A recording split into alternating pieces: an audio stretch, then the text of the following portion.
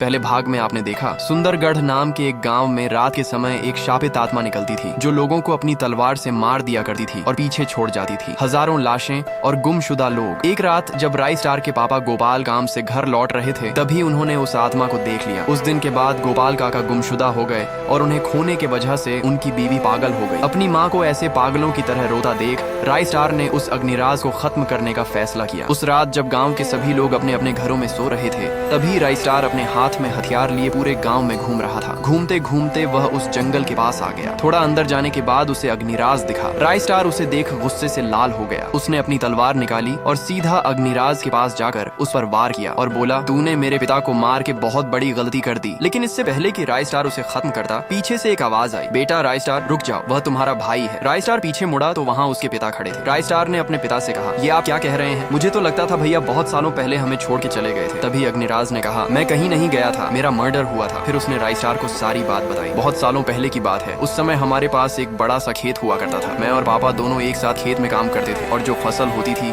उसे बेच के तुम्हारे लिए खिलौने लाया करते थे। खिलौने देख तुम बहुत खुश होते थे। तुम्हें खुश देख हमारा पूरा परिवार खुश हो जाता था। लेकिन एक दिन हमारी सारी खुशियाँ खत्म हो जाती है। एक सुबह जब मैं खेतों में अकेला काम कर रहा था तभी वहाँ एक सुंदर सी लड़की आई जिसका नाम था अनु। अनु हमारे गाँव की सबसे सुंदर लड़की थी। गाँव का हर लड़का उसका दीवाना था लेकिन वह सिर्फ मुझसे प्यार करती थी। हम दोनों एक दूसरे को पसंद करते थे लेकिन अपने घर वालों को बताने से डरते थे क्योंकि अनु के पापा और मेरे पापा में बनती नहीं थी। दोनों एक दूसरे के दुश्मन थे। लेकिन एक दिन जब हम दोनों खेतों में बातें कर रहे थे तो अनु के पापा ने हमें देख लिया और फिर मेरे घर जाकर पापा को सारी बात बताई। पापा ने कहा, जब ये दोनों एक दूसरे को इतना पसंद करते हैं तो इनकी शादी करवा देते हैं। अनु के पापा ने कहा, आज न कल ये लोग खुद कर लेंगे, इससे बढ़िया हम करवा देते हैं। फिर सारे रस्मों के साथ हमारी शादी हो गई। हम दोनों बेहद खुश थे। लेकिन अनु और उसके पापा के चेहरे पर एक अजीब सी मुस्कान थी। धीरे धीरे जैसे जैसे दिन गुजर रहे थे अनु का व्यवहार अजीब होता जा रहा था। वह कुछ काम नहीं करती थी और दिन भर बस घर में घूमती रहती मानो वह कुछ ढूंढ रही हो। फिर एक रात जब हम दोनों साथ सो रहे थे तभी वह उठी